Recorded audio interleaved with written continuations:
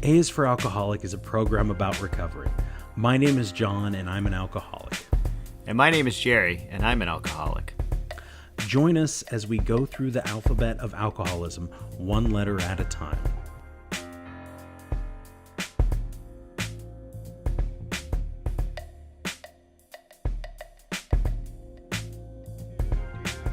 Talking about recovery. Let's be sober tonight. Can you do? You should do like a little rap. Let's be recovery sober rap. together. Let's be sober together. No, I got Macklemore does that. He does, doesn't he? Yeah, there's a guy out of Eugene who I've known in the hip hop community for like almost 20 years. His Ender One, and he does recovery. He's a recovery dude, and he does hip hop, and he's fucking awesome. He does awesome recovery raps. I'm a 43-year-old man who says recovery raps. What I sent you that one video, and it was just that corny ass that recovery rap. I can't remember it now. Oh, was it like, here's the thing you got to do: don't drink and drive, Yes.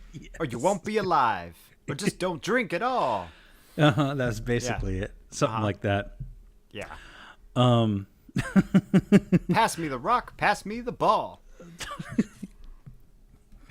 yeah, exactly. I don't. Yeah. That's how we roll with it now in 2018, man.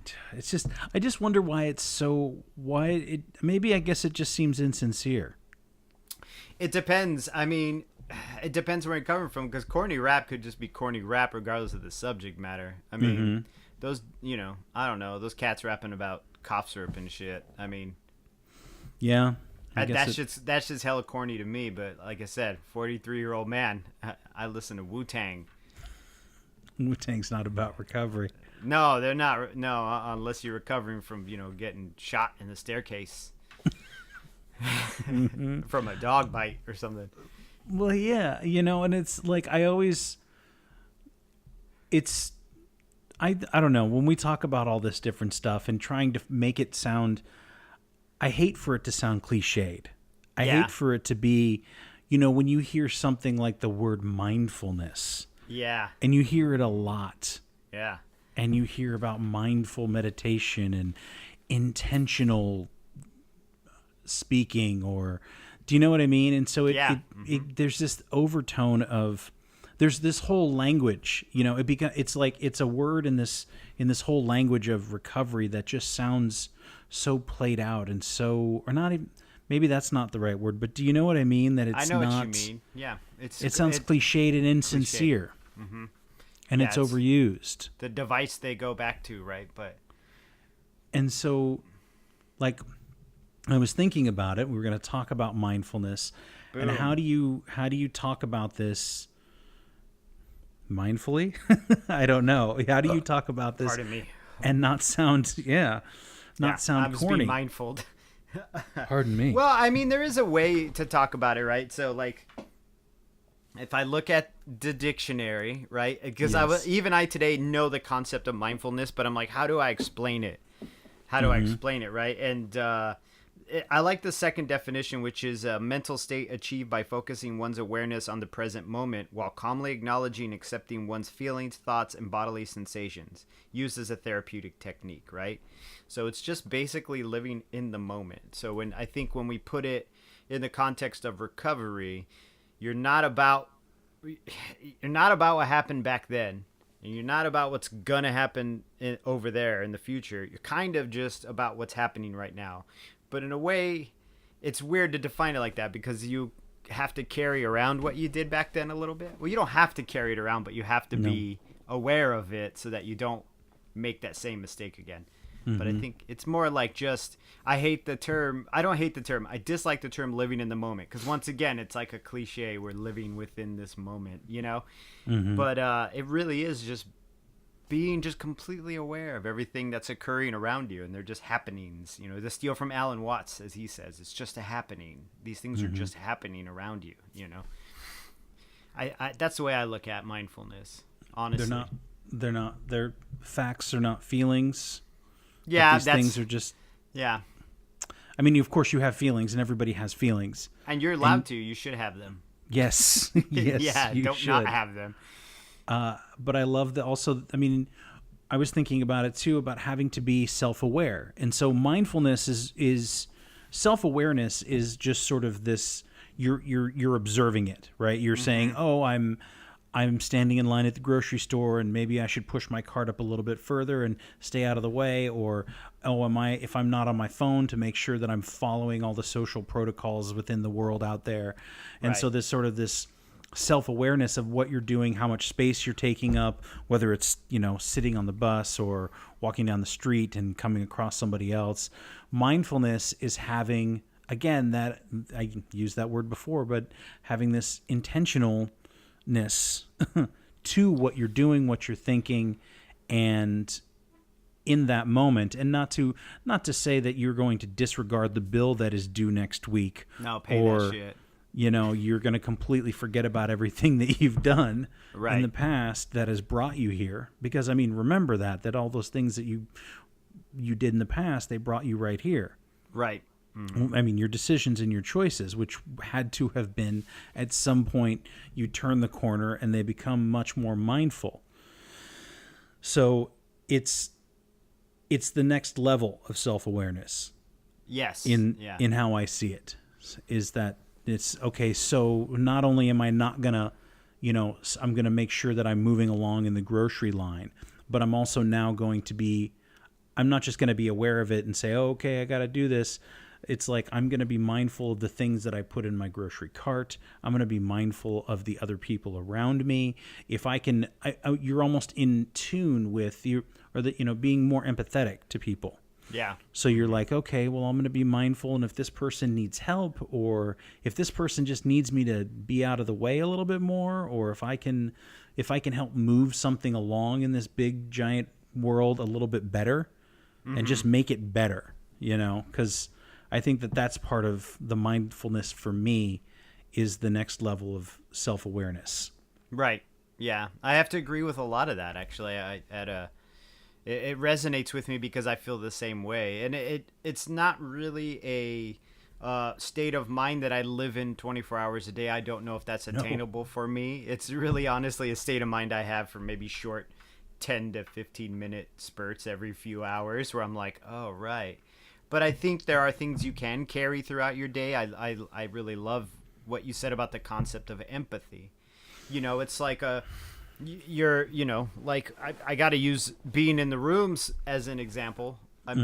But like being in the rooms and, like we had discussed, like someone in the room is having a hard time and they share, and it's a super negative, angry, pissed off share, and then that trickles down to the entire room. And I deliberately try my hardest to not feel pissed off at this person, but to empathize with that person, because I've been there. I've totally been there, or I could be there, so it's that sense of empathy, I think, is a really big cornerstone of mindfulness. I think it's a lot of different things. Yeah. Yeah. Being empathetic, and especially if somebody is feeling, the only reason that I think a lot of people would even express that anger is because they feel comfortable or they feel safe to be able to do it. Yeah. And so rather than somehow it just feeding the fire and lash out at them or try to shut somebody up, like how can you diffuse it in a way that doesn't judge somebody? How can you move along the song and try to find the plot, as the Mighty Mighty Boss Tones once said? Right, I didn't know they said that. I don't like that band. I don't dislike that band. Let me rephrase that, because now I'm not being mindful. Right. I just don't listen to them. I know the song about AIDS. I don't know that one. The Knock on Wood song is about like getting AIDS tested or something. Yeah, it's a little rough. Yeah, I might. But what was I gonna say too? The other thing with mindfulness is, I think when we apply it to recovery, is a way to stow away worry and a way to stow away resentment in a positive way. Because if you're not worrying about what needs to be done, and you're not stressed out about what has been done, you can focus on what is happening right now in the moment. I don't know. It's really multifaceted. It's a great word because there's a lot of different aspects of it. So you're saying that sometimes you can use mindfulness as a way to neglect your recovery? Or you're saying... No. I'm saying it's important for, like, not stow in a negative way. I mean, stow, like, it's a way to pack those things up and say, all right, well, you know, I fucking stole a car and then crashed it, and whatever horror story you have, you know, and you feel like a total piece of shit about it, and you just carry that weight with you all the time. And that, I feel like, is detrimental to your recovery, carrying that weight with you. But in the sense of mindfulness, where you're here in the moment now, and you're like, okay, that car I stole and that accident I caused, or that misgiving I did, that is now, instead of being a scar or a weight I carry, it is part of experience. You know, it's an experience I've had, and now I've learned from it. You know, so it's a tool to use. Absolutely, yeah. The next time that there's a car running in the parking lot without the driver behind it, or I don't jump in the fucker and drive it to Salem. Yeah, and it's just and that empathy for other human beings, and we forget about it a lot too, and it's very easy to be mindless in the things that we do. And if you've ever caught yourself being on Instagram and just scrolling with your thumb faster than your eyes or your brain can even process it, maybe to the point where now you're just like, there's that one color or that one face or that one thing that catches your eye, but you're scrolling through hundreds of stuff. Or another good example is, I don't know when the last time you sat down with a bag of chips, a family-sized bag of Lay's or Ruffles. It's been a while. Well, I mean, you've been pretty good with the chips. I parse them out, man. But I ration. So you would say that you were very mindful in the amount of chips that you eat in a sitting. Yes, absolutely. It's almost a detriment at times because I really want to eat all the chips. But I see your analogy and where you're getting at with it. Yeah, so it's just this idea of, you go like, oh, okay, and now I'm crunching on things that actually don't even taste that good. They're just so packed with this fake fucking flavor dust, and my fingers are greasy, and I'm crunching on this stuff, and the roof of my mouth hurts, and I'm just doing, and again, and before I realize it, I've put my hand at the end of the bag, and there's nothing but grease, up to my forearm, and I have nothing to show for it except I feel kind of sick and disgusted with myself. Right. And had I been more mindful with that bag of chips, I might have taken a handful out, put them in a little bowl, wrapped up the bag, put the little clip on it, put it back in the cupboard, carried the bowl with my napkin and my Country Time lemonade or whatever I'm drinking, my La Croix, over to the television set. La Croix. LaCroix, La Croix. And enjoyed the bowl of chips like an adult. Yeah. And said, oh, I'm done with the chips. I'm going to go rinse out my bowl and brush my teeth, and it's time for bed. Right. It doesn't really happen that way. No. See, whereas I am very mindful of the chips. I count out 10. I literally count out 10 and put them like in a bag or in a paper towel or whatever, or just in my hand, I guess. Yeah, because each chip is about 10 calories a piece, so I know 100 chips here. And I literally make love to each one of those chips. Like, I put each chip in my mouth, and if it's a Dorito, I suck all the fake cheese off of it first. And yeah, I like enjoy it. Like, there have been, since I have, I don't know if deprive, I guess is the right word for it, but since I've deprived myself of some of those things, like, when I have them now, I'm like, literally in the moment, like, this is such a great thing that's happening. I think it's a good analogy for mindfulness as well. Here's, like, my wife, right? My wife, she's a photographer, so she needs to document everything. And my little girl had a dance recital, and this was the culmination of months and months of practicing. And she was in 2 different dance classes and practicing. And as a surprise, they got all the dads together, and they made all of us dads learn a dance. So we had to learn this fucking dance. And there's nothing worse than a bunch of other dudes trying to move their bodies correctly, especially men in their between the ages of 30 to 50 who have never really danced before. It is the strange. It's just it's sad. But you got some moves. Yeah, I guess. Yeah, I don't know. I was just as sad. They put a full length mirror in front of you, and shit got real. But But so my daughter did her first 2 dances, and my wife wanted me to record it on my phone. So I sat there with the phone at chest level. I looked once just to make sure it was clear, and I just tried to take in the entire thing. Mm-hmm. But it wasn't the same because I wasn't immersed in watching my little girl do this thing. I had to make sure that everything was correct to document it for my wife. But when I got up on stage, and I was nervous and shaking, and I've been on stage a bunch, not dancing, but doing music and stuff, but I still got up on stage and I was super nervous, and we did our little dance, and at the end they corral all the little girls out and they all dance with you, and in that moment it was completely mindful. I mean, my little girl comes running out of the wings with tears on her face, like, that's amazing, this is the best moment of my life.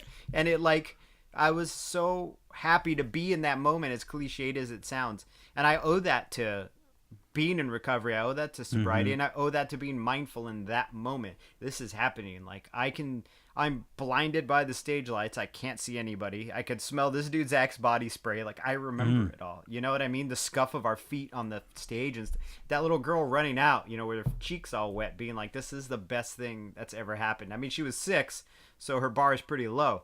But that moment was like, that's mindfulness to me. I always use that as my example of being here, right here. I'm right here. I'm not over there anymore. I'm right here, Mm-hmm. Yeah. That's beautiful. That's great. Yeah. I didn't know that you did a group dance with other dads. Yeah, I'd show you the video, but it's such a bummer. It's such a bummer. You got to let me cut it up. I'll put some music in the back. I'll see what I can do for you, dude. You got it. You want it wasn't even that song. It was I can't even remember the name of the song now. It was like an NSYNC song or something. But wow. I mean, they were like moves. I was practicing them every night, like putting, just like I did with my as soon as I started recovery, everything I tried to do after that, I would try to do with the same like intensity as I tried to work my recovery. So I was like practicing the damn thing every night, like at least 20 minutes doing this 3-minute dance over and over and over again. And even then I still look like an asshole, like I just couldn't figure the fucker out, but whatever. It's you're here, man. We're here right now. That's right now doing this, talking to you, sitting here. I think another good example for me is when I like to spend my early mornings, part of it at least, reading. And I think it's a great way to wake up. And it's usually reading something I want to read. It's not like studying or anything like that. And you ever have those moments where you're reading a book and you will get through a paragraph or even 2 pages and you realize that you have not understood a word, you haven't processed a word because you've wandered off somewhere, you've thought about what you have to do later that day, you thought about the 2 things you didn't do yesterday, you're thinking about something else, and you're like, fuck. Well, one, now I have to go back and reread what I've already read. Right. And I don't know, you have not immersed yourself in the story. And so for me, like, that book time is really something I like to be mindful of. There's nothing else. That's why I wake up earlier than anybody else, so it's quiet. The guy's doing construction next door. I get up before they show up here, and I can have my coffee and really just be at peace for a few 40 minutes or something like that, or as long as I can, depending on what else has got to go on. And it's so important in recovery for me.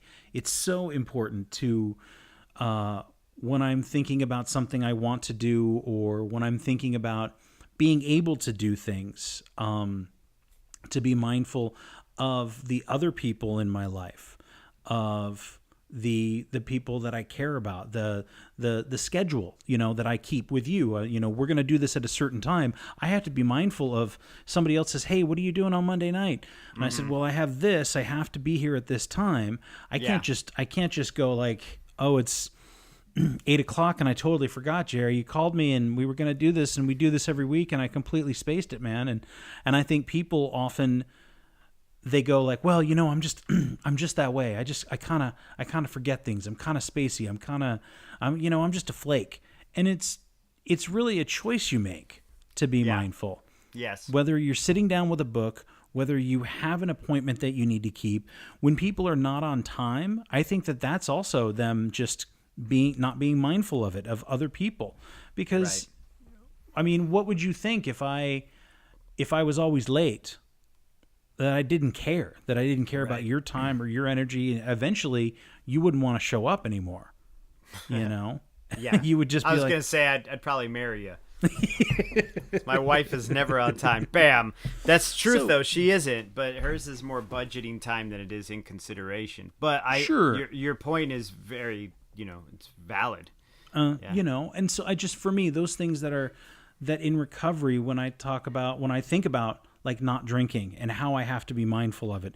And why do I have to be mindful of it? Because it would not be, and I don't mean this in a way that I'm terrified of it, but it would not be that hard for me to fall back into my old patterns. Oh, it's really easy. It would be, you know what I mean? Have hope out there, listener. It's super easy. No, it's not that though. But I'm mindful of it so that it doesn't have to be easy, that it's easier every single day, that it's one more day that I don't drink. So I'm extraordinarily, like, I wake up and I go, and I'm sober today and I'm grateful for that. And what's my next step? And I lose my way a lot of the time, and I forget about things, or I don't do the things I said I was going to do, or I get distracted because we live in a world where there's a lot of distractions these days. Mm-hmm. I'd say it's more difficult now to be mindful than it has been in the past. And so you have to budget your time, or you have to schedule it in. I think one of the things that we had discussed was maybe doing a show on meditation. Yeah. And I think that requires a whole bunch of mindfulness, and to sit quietly and just let your mind go requires you to simply be in that moment. And, when you go into some of these guided meditations and they got you just thinking about your breath, and it's like, there's nothing else there. If it's all quiet and you're just breathing, there's nothing else to focus on. You're almost to the point where you have to be, Right. So it's... Yeah, go ahead. Sorry, I didn't mean I just was going to say that in recovery, I'm always very mindful of where I go and what I do. And, like today I had lunch with a friend and we just walked into a restaurant and we just sat at the bar, and I don't have a problem with that, but it was just like instantly I was like, oh yeah, this is why I don't usually sit at the bar anymore. And it was just kind of like, the bartenders and the people, and they're just a little bit louder, and they're a little bit sloppier, and things stink a little bit more. Which when you're drinking, you don't smell it as much. Yeah. You got a mouthful of whiskey, everything smells pretty good. Right? You're like, oh, this place totally smells like puke. I forgot. You didn't forget. You knew the whole time. You didn't forget. Yeah, and it's just in the form of mindfulness in recovery, being self-aware and being aware of others and having empathy for those around you. Yeah. I don't know, other than knowing that alcoholism, and I don't know if you told me this, but that idea that my alcoholism is doing push-ups in the parking lot. I hear that one a lot. Yeah, just waiting for me to have have a nice cold beer on a nice summer day or something like that. Right. And I have to be really mindful of that thing that exists inside me that is just waiting. And I've mentioned this before, that it's kind of like that movie, A Beautiful Mind, where at the end of the movie, his imaginary friends, his psychosis is kind of just over here looking at him like, hey, we're here if you want to play. And he just looks at him and he nods. And then they kind of go off and they seem kind of sad. And so that's kind of how I think about my alcoholism, is like, hey, I'm here. And I go, yeah, I see you. And I've got other things to do today. Right. And you'd be fucking around with all y'all. Yeah. So it's just a matter of staying focused on the things that are important and realizing, why they're important to you. What would you lose if you had a drink today? Everything. Literally everything. Well, if I had a drink today, right now. I don't think I would like have a shot and poof, my whole house would fall down. But I'm really good at fucking everything up when I'm drinking. So I'd eventually lose everything. I'm really good at fucking things up fast too. Mm-hmm. It'd be a shit show. But yeah, it would be a total shit show. But yeah, I would stand to lose everything. They'd cut out. They'd all bounce. I'd be here. I don't even know, man. I'd be living in some shitbag apartment, sad as fuck. Fuck that. I know, right? Now we're going to let this podcast take a left turn. Fuck mindfulness. But the whole thing, the whole reason is so that doesn't happen. Right. Well, it's also that if I'm going to be sober, I'm not going to be miserable and sober. So I practice mindfulness as best as I can in my recovery so that I don't feel like garbage about my recovery. You know what I mean? And so I don't fall into those old patterns I have. Being aware of what's happening now helps me from feeling overtly shameful and overtly guilty and projecting, because I tend to project a lot and I tend to try to think 2 or 3 steps ahead of time, and that drives me crazy. It makes my brain feel like it's full of bees. And I can't fuck with that too much because it just makes everyone around me miserable, which in turn is that feedback loop that makes me miserable. So that mindfulness is important to me. Yeah, it's hard to describe how I act in mindfulness. I had to find it, and I had to find it through doing a lot of meditation.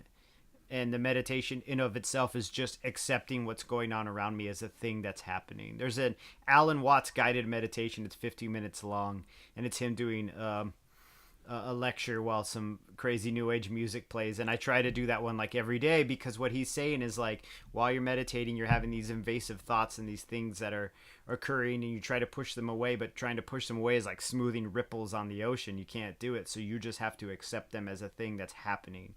Just like when you're sitting in your house and a car drives by, you don't get up and yell at the car. You know what I mean? Like, it's a thing that's happening. So there's all these occurrences going on around us constantly for our entire lives, and we need to focus on what the task is at hand, or what we're experiencing in the moment, and it needs to be sincere and genuine. Because it's just like one of those old fucking recovery sayings where they say 1 foot on yesterday and 1 foot on tomorrow, you piss all over today. You know, it's like, you can't be rooted in what was and what is. You need to be rooted in what's going on now, one day at a time, bro. You know what I mean? You know what I'm saying? Like, it's what's happening right now. That's all I can worry about. So, you know, I like to do these thought exercises where it's like, well, what would happen if I started drinking? But I fucking know. It would be a shit show. My life would be considerably worse, and then I'd probably die in a lot of pain.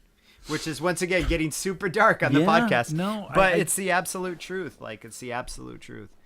Yeah, it would be awful. It would be awful from the beginning for me, because it's like, you know that we've talked about this too before, that there's all the recovery and all of the time spent learning and understanding and just being sober and being mindful. Like, it's got to ruin drinking. I never hear anybody say, I went back out and I think I figured it out this time. Right. They made me president, you know? Yes.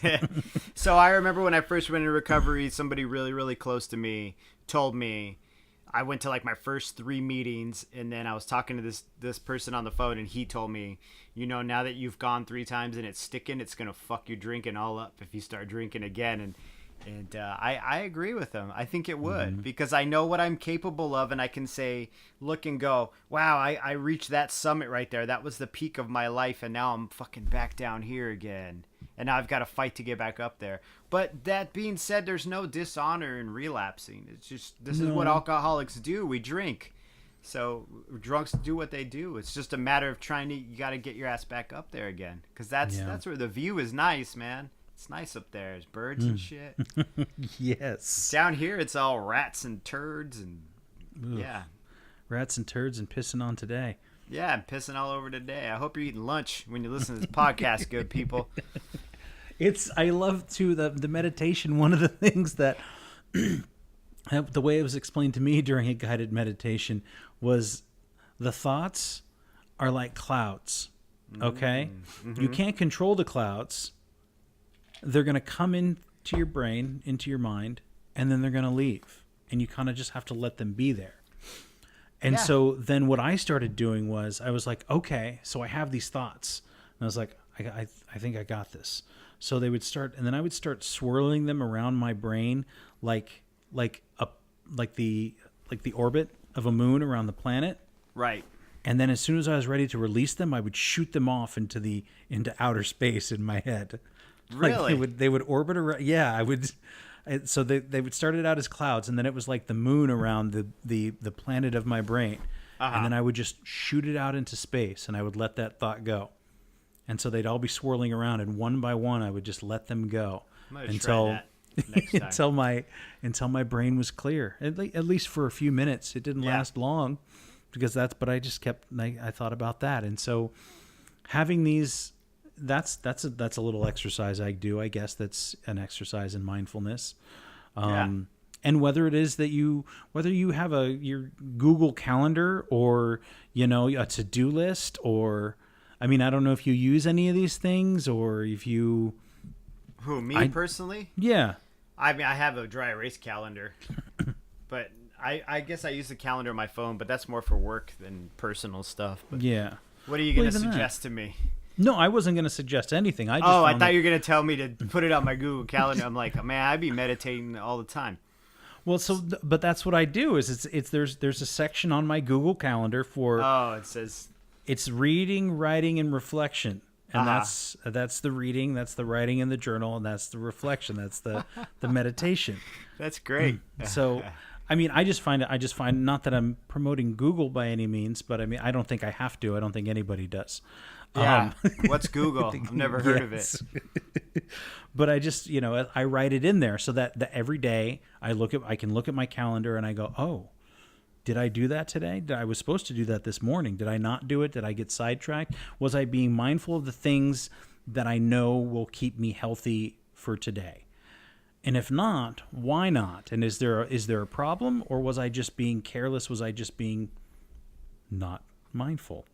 So just having some sort of scheduling your day. And I know that, because you say, well, I don't have time for that, and that's just too much. But man, when I was drinking, I had all kinds of schedules. I had all kinds of things that I was organized in my head. I didn't have any Google Calendar. I knew when the bars closed. I knew when things, I knew when it was going to be, the bar closes at 2, but I can still get beer at 7-Eleven until 2:30. So if the cab ride is going to be 10 minutes away and last call is at 1:40, do you know what I mean? Like, yeah, yes, dude. I am fucking organizing like a general in World War II about how I'm going to get an 18-pack of, Natty Ice back to the pad before 2:30 in the morning so I can keep it going until the break of dawn. I had a lady's work schedule memorized for a liquor store in Seattle because she wouldn't take my Arizona ID, and I got pissed off at her, and she didn't want me in the liquor store.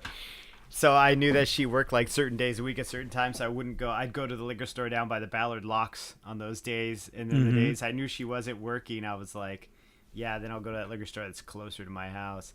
Yeah, so I was able to schedule that shit, Right. So it's I think that if we can, as alcoholics, juggle and manage all of that eventually, and I know that early recovery is no picnic, and you should really give yourself as many breaks as possible and try not to schedule too much in, but enough to keep a good routine that is healthy and manageable. Thanks again for listening. As always, our music is by Neglect.